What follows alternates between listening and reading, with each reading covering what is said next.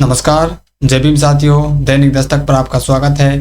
मैं हूं आपका होस्ट जीपी गौतम। साथियों, इस समय की बड़ी खबर यह है कि बहुजन समाज पार्टी में कुछ भी सही नहीं चल रहा है और उसके एक बड़े लीडर जिसका नाम है सांसद रामजी गौतम को बहुजन समाज पार्टी के गिरते हुए ग्राफ का बड़ा कारण माना जा रहा है। यहाँ तक कि उनको विभीषण भी घोषित किया जा रहा है। क्या है पूरी खबर और रामजी गौतम को क्यों विभीषण माना जा रहा है, ये पूरी खबर साथियों आपको इस स्टोरी में बताने वाले हैं।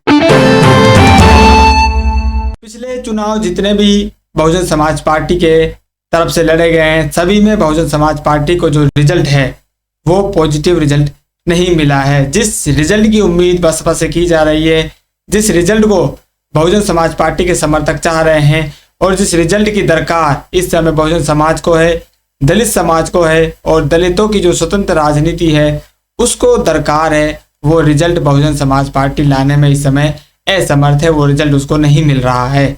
इसलिए इस चुनाव दर चुनाव बहुजन समाज पार्टी के गिरते हुए ग्राफ से समर्थक नाराज हो रहे हैं और सोशल मीडिया के माध्यम से अपना जो गुस्सा है, अपना जो विरोध है वो जाहिर कर रहे हैं। कल बहुजन समाज पार्टी ने संविधान दिवस मनाया। उसके तमाम संगठन ने अपने अपने स्तर पर बहुजन समाज पार्टी के जो कार्यकर्ता हैं उन्होंने संविधान दिवस का जो कार्यक्रम है वो लगाया है और कार्यकर्ताओं को और समर्थकों को और संविधान की महत्ता क्या है इसके बारे में उन्होंने जागरूक किया है।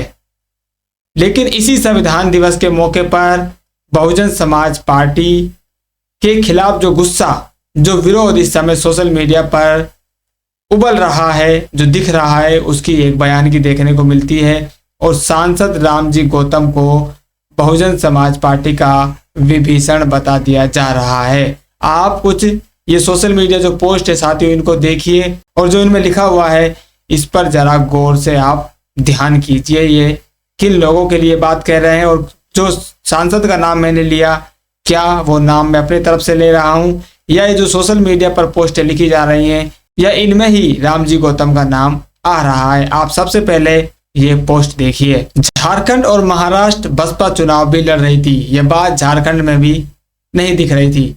जिम्मेदार लोगों ने सोशल मीडिया तो छोड़ो, जमीन पर भी चुनाव नहीं लड़ा। महाराष्ट्र में एक सीट पर जिताऊ कैंडिडेट टिकट के लिए खड़ा रहा, उसको टिकट नहीं दिया। जिम्मेदार कौन? बीएसपी का विभीषण कौन? तो ये संदेश साथियों आपने पढ़ा।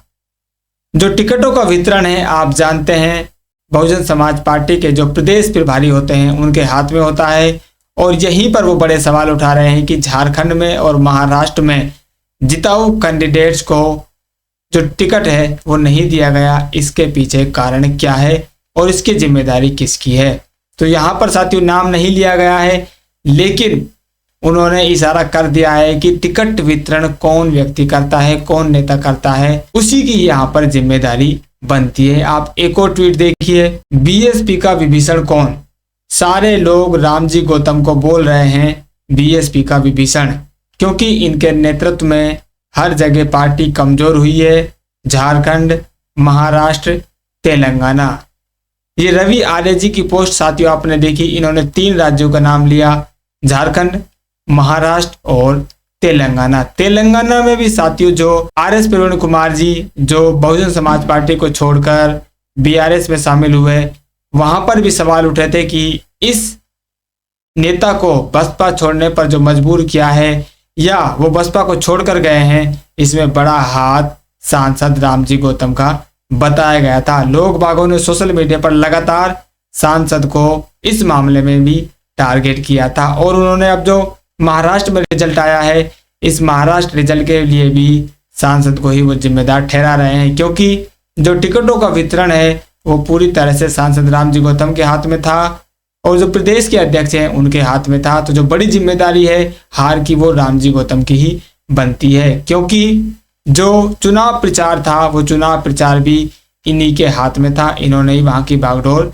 संभाल रखी थी। इसलिए लोग वहां लगातार सवाल उठा रहे हैं कि बीएसपी का विभीषण कौन है।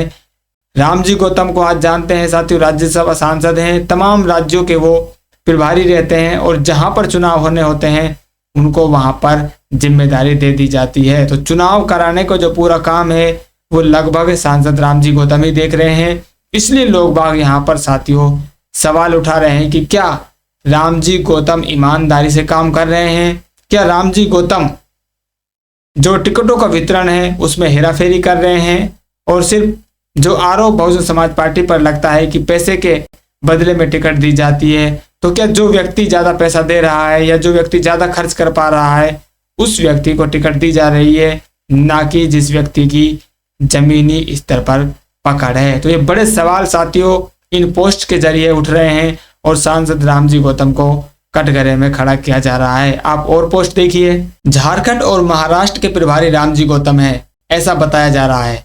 ये यूपी के लखीमपुर जिले से हैं। बसपा को इनको वहां का जिला अध्यक्ष बना देना चाहिए और जब तक पूरे लखीमपुर तबके में हर विधायक, हर सांसद जिला पंचायत चुनावों में ये बसपा को विजय नहीं बना देते, इनको वहीं पड़े रहना देना चाहिए। अगर इनको बसपा से निकाल दिया गया तो ये बहन जी पर आरोप लगा देंगे। वैसे भी जब से ये प्रभारी बने हैं बसपा का गिराफ नीचे ही गया है। जब तक ये साबित नहीं करते कि ये बसपा के हितैषी हैं, इनको पदमुक्त कर देना भी ठीक ही रहेगा। तो एक और बड़े सवाल साथियों यहाँ पर उठाए हैं और उन्होंने ये भी बताया कि सांसद रामजी गौतम के साथ क्या किया जाना चाहिए। तो साथियों लगातार सोशल मीडिया के माध्यम से अब जो प्रभारी हैं इनको टारगेट किया जा रहा है और न सिर्फ टारगेट किया जा रहा है बल्कि नाम लेकर व्यक्ति विशेष को टारगेट किया जा रहा है कि भाई फलाना व्यक्ति जो है वो यहाँ का जिम्मेदारी था, यहाँ का वो प्रदेश प्रभारी था और इसकी देखरेख में ही जो पूरा चुनाव है वो लड़ा गया है। तो अब जो यहाँ पर हार हुई है, जो चुनाव परिणाम नेगेटिव आया है, जिस चुनाव परिणाम की उम्मीद बहुजन समाज पार्टी से की जा रही थी, उसके समर्थक वर्ग कर रहे थे, वो चुनाव परिणाम इस व्यक्ति की नेतृत्व में कम आया है या बिल्कुल भी नहीं आया है। तो ऐसे व्यक्ति की जिम्मेदारी बननी चाहिए और उसको पदमुक्त किया जाना चाहिए या फिर उनको कई जिले की कमान दे देनी चाहिए।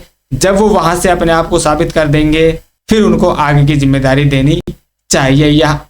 यहाँ पर लोग बात कह रहे हैं कि आप जो व्यक्ति काम कर रहा है, जो रिजल्ट दे रहा है, उसका आप प्रमोशन कीजिए और जो रिजल्ट आपको नहीं दे रहा है या जिसके बारे में जमीनी स्तर पर सवाल जवाब ज्यादा हो रहे हैं, उसके ऊपर विश्वास नहीं कर पा रहे हैं, तो ऐसे लोगों को आप संगठन से दूर कीजिए या उनको आप शांत कीजिए। तो बड़े बड़े सवाल साथियों इस समय सोशल मीडिया के माध्यम से उठ रहे हैं और इन उठ रहे सवालों के जवाब साथियों कहीं ना कहीं शीर्ष नेतृत्व को देने ही होंगे, चाहे वो अपनी कार्यप्रणाली से दे या फिर डायरेक्ट वो किसी प्रेस कॉन्फ्रेंस के जरिए या फिर किसी मीटिंग के जरिए इन तमाम उठते सवालों के जवाब दे सकते हैं। लेकिन ये तो सिर्फ साथियों एक पार्ट आपने जाना कि किस तरह से लोग बाग सांसद रामजी गौतम के पीछे पड़े हुए हैं या उनको जिम्मेदार ठहरा रहे हैं। लेकिन कुछ लोग ऐसे भी हैं साथियों जो एक व्यक्ति विशेष को टारगेट ना करके वो पूरे सिस्टम की बात कर रहे हैं कि अगर हमने एक व्यक्ति को हटा भी दिया तो इससे क्या बदलने वाला है। आप ये वाला ट्वीट देखिए। वो सब तो ठीक है, लेकिन क्या एक कोऑर्डिनेटर पर भांडा फोड़ कर सब कुछ ठीक हो जाएगा? जिम्मेदारी तो बाकियों को भी लेनी चाहिए, है कि नहीं? तो ये सवाल साथियों मौजू है। हम एक व्यक्ति को हटाकर या एक व्यक्ति को पद से हटाकर या एक व्यक्ति को पद से डिमोलिश करके कुछ भी हासिल नहीं होने वाला है।